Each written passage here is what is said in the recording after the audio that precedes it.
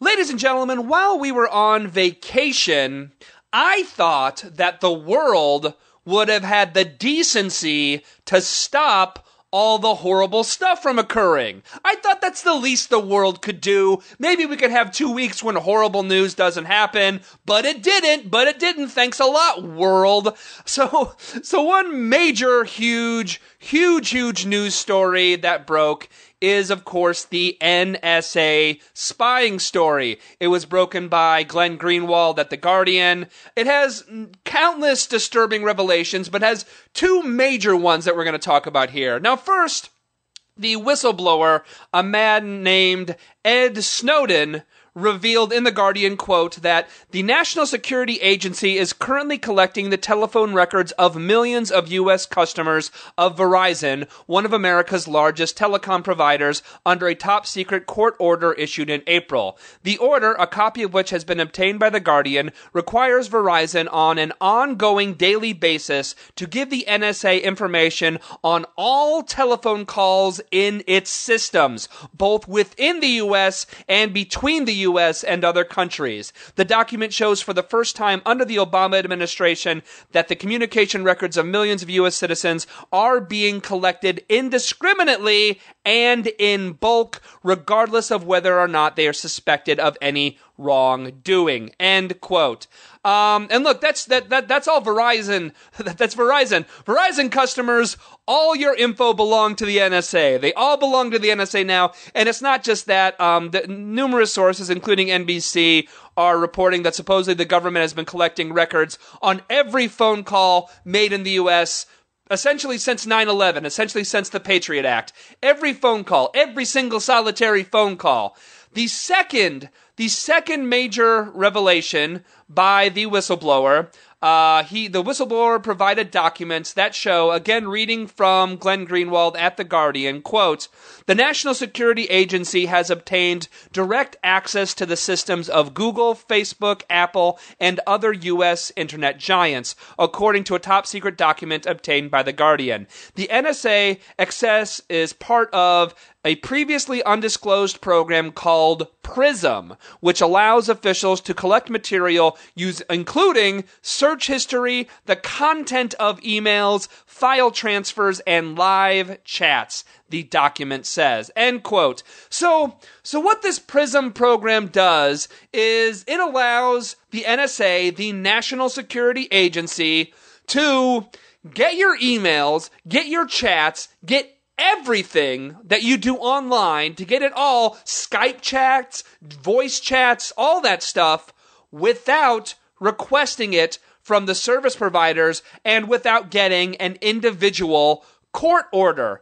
Jamal Jaffer from the ACLU wrote and reminded everyone that something they should remember, that the NSA, the National Security Agency, is actually a part of the military. So what we have is the U.S. military spying on its own civilians.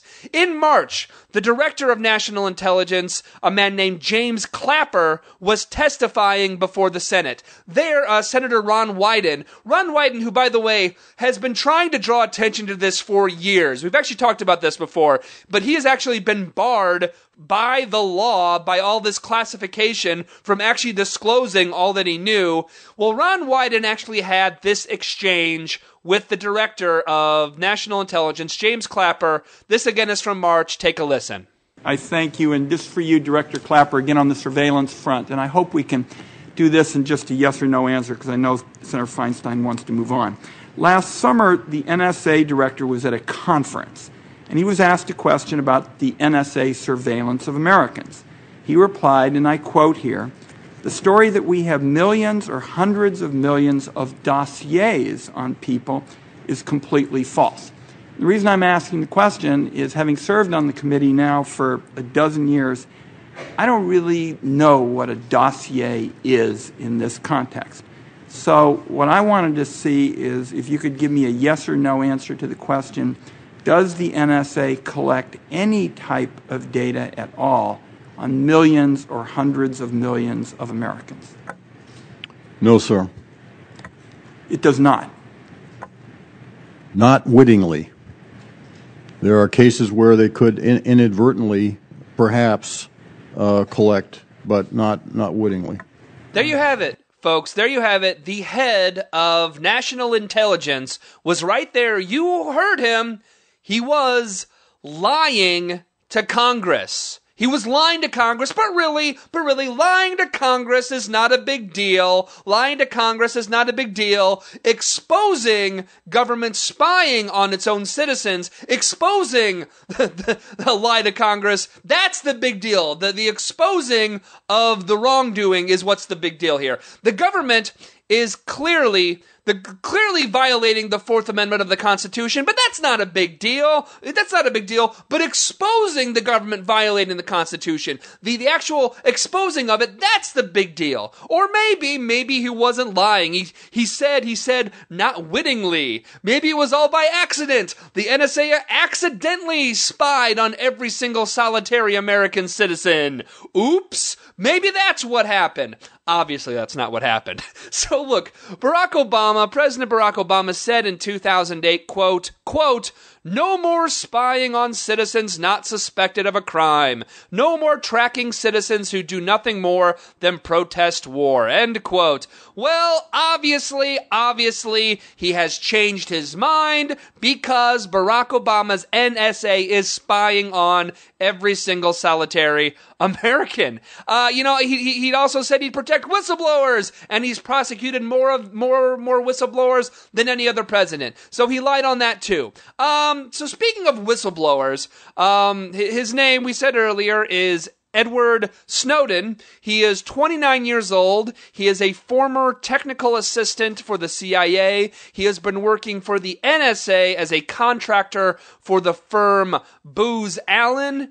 He was apparently making $200,000 a year. He was living in Hawaii. It supposedly had a really nice life. He had a girlfriend there. I say was because he has now, in fact, fled the country in search of asylum. The last reports had him in Hong Kong. He was hoping supposedly for asylum in Iceland. There's actually video of Glenn Greenwald interviewing Snowden in a hotel in Hong Kong in conjunction with the Freedom of the Press Foundation. And the whole video is really worth watching. But what we're going to do here is we're going to play 3 short clips from it. So here's the first clip of Glenn Greenwald interviewing Ed Snowden, the whistleblower, discussing on how he came to the decision to go public as a whistleblower. Take a listen. When you're in positions of privileged access, like a systems administrator for these sort of intelligence community agencies, you're exposed to a lot more information on a broader scale than the average employee. And because of that, you see things that may be disturbing, but over the course of a normal person's career, you'd only see 1 or 2 of these instances. When you see everything, you see them on a more frequent basis. And you recognize that some of these things are actually abuses. And when you talk to people about them, in a place like this where this is the normal state of business, people tend not to take them very seriously and move on from them. But over time, that awareness of wrongdoing sort of builds up, and you feel compelled to talk about it. And the more you talk about it, the more you're ignored, the more you're told it's not a problem. Until eventually you realize that these things need to be determined by the public, not by somebody who is simply hired by the government. So I want to take a minute here because we're going to get to the reaction to the whistleblower in a minute. But I want to take a minute to make clear and point out the obvious that what we are dealing with here is very clearly a whistleblower. He's gonna, we're gonna talk about later how he's being called all types of things. But here's the deal. He clearly, he did not sell this information to a foreign government, which he could have. This is not a poor person. He was making, $200,000 a year. He was living in Hawaii. He leaked this information because he saw criminality and wrongdoing and felt that the public needed to know it. That's why he did it. That's what, that's clearly why he did it. He could have profited off this. This is something that he's very likely might go to prison for the rest of his life. But he clearly, and in his interview, he realizes that he might go to prison. So this is not something that he took lightly. This is a very serious decision he made. But he's actually going to go on to describe just what capabilities the NSA actually had. Take a listen. Originally, we saw that focused, very narrowly tailored, as foreign intelligence gathered overseas. Now, increasingly, we see that it's happening domestically. And to do that, the NSA specifically targets the communications of everyone. It ingests them by default.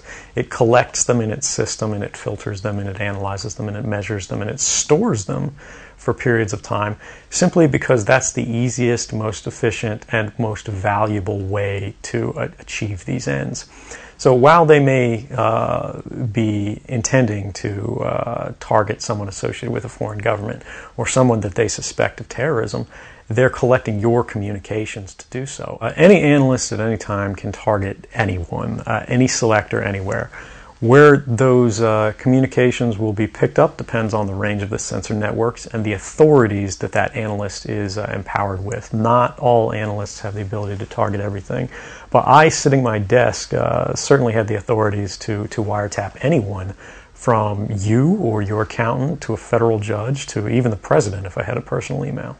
From his desk, he could wiretap anyone, including the president, without a warrant. And this is a 29-year-old contractor. If he has access to do that, do you really think, if he has that access, do you really think that there won't be any abuse of all this spying? Do you really think that some agent isn't going to spy on the girl that he's dating? Do you think that some won't hack into the email of their spouse to see if they're cheating? Do you really think there is no possibility for horrible abuse of this? On that topic, Greenwald goes on to ask why people should, in fact, care about this massive surveillance. Take a listen. Why should people care about surveillance?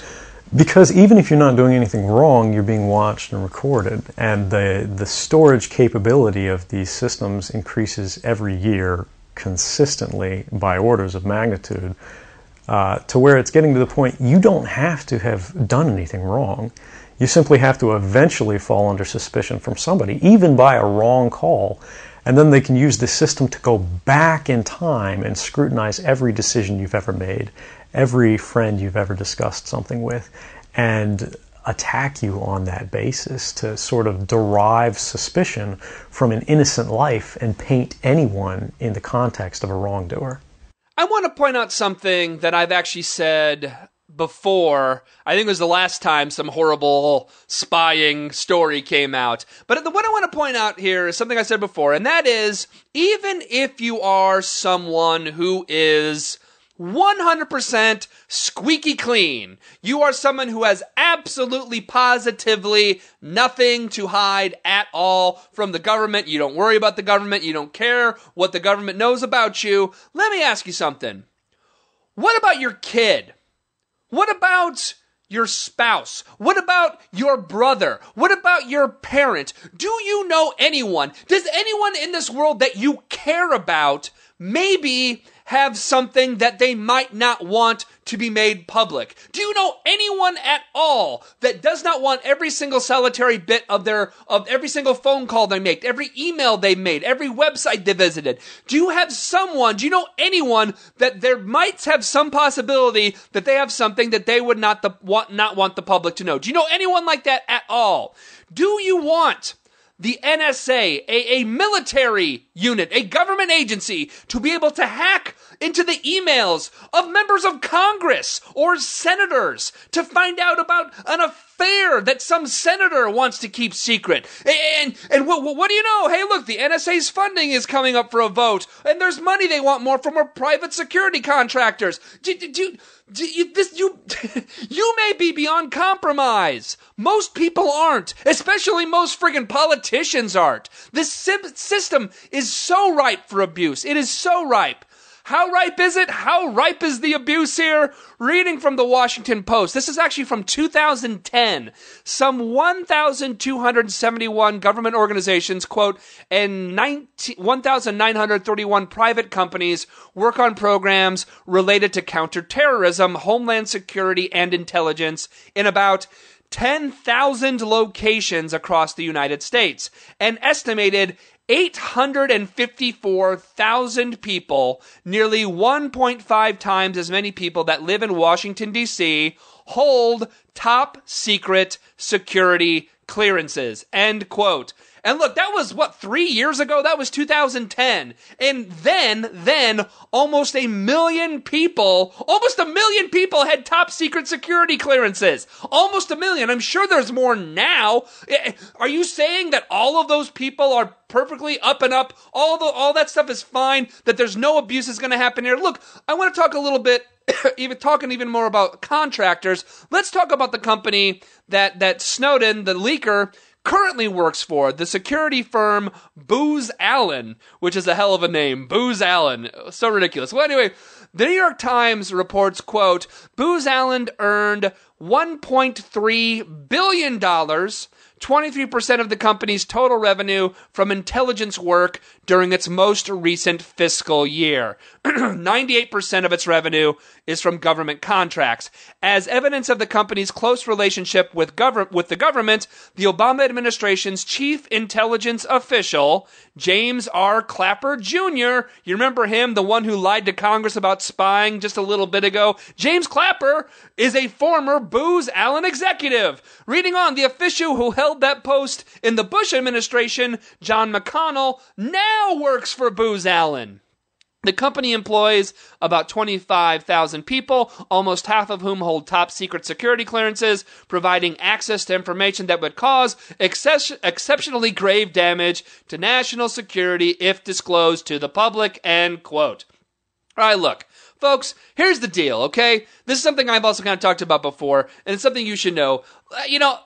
Probably about 90% of the things that are classified by our government shouldn't be. Look, there's obviously some things that should be classified, but 90% of it shouldn't be. The fact that the NSA is recording all of our communications is clearly something that should not be classified. But look, there is a lot of money to be made in, quote, securing the homeland. The $1.3 billion this company made. And that's just one company. There's a lot of money and a lot of power to be had in the security state.